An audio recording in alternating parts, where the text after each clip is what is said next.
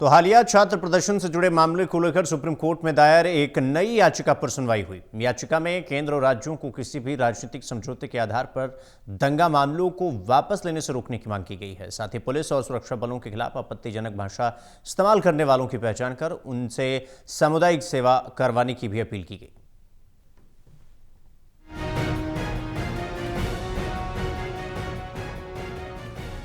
याचिकाकर्ता की ओर से वरिष्ठ अधिवक्ता रिजवान अहमद ने अदालत में कहा कि सरकार और पुलिस की जवाबदेही पर सवाल उठाना अपनी जगह है, लेकिन प्रदर्शन के आयोजकों की जिम्मेदारी भी तय होनी चाहिए। उन्होंने कहा कि प्रदर्शन का नेतृत्व करने वाले लोग लगातार भड़काऊ बयान दे रहे हैं और माहौल शांत करने की कोशिश नहीं कर रहे हैं। अहमद ने तर्क दिया कि किसी भी बड़े आयोजन में यदि लापरवाही से कोई घटना होती है तो सबसे पहले आयोजकों से जवाब मांगा जाता है, इसलिए इस मामले में भी वही सिद्धांत लागू होना चाहिए। उन्होंने अदालत से याचिका को लंबित मामलों के साथ जोड़ने और नोटिस जारी करने का आग्रह किया। सुनवाई के दौरान मुख्य न्यायाधीश सूर्यकांत ने कहा कि अदालत पहले से ही इसी मुद्दे से जुड़ी अन्य याचिकाओं पर सुनवाई कर रही है और सभी पक्षों के सुझाव, मत और असहमति सुनने के लिए तैयार है। अदालत ने कहा कि छात्र युवा हैं और उन्हें दंड से अधिक संवाद सलाह और उचित मार्गदर्शन की जरूरत है। पीठ ने ये भी कहा कि यदि राज्य अपनी ताकत का आक्रामक इस्तेमाल करेगा तो हालात और बिगड़ सकते हैं, इसलिए पुलिस को अत्यधिक संयम बरतना चाहिए ताकि हिंसा न बढ़े। वहीं रिजवान अहमद ने दलील दी कि पत्थरबाजी जैसी घटनाओं में शामिल लोगों को पूरी तरह बिना किसी परिणाम के नहीं छोड़ा जाना चाहिए और ऐसा होने से गलत परंपरा स्थापित होगी।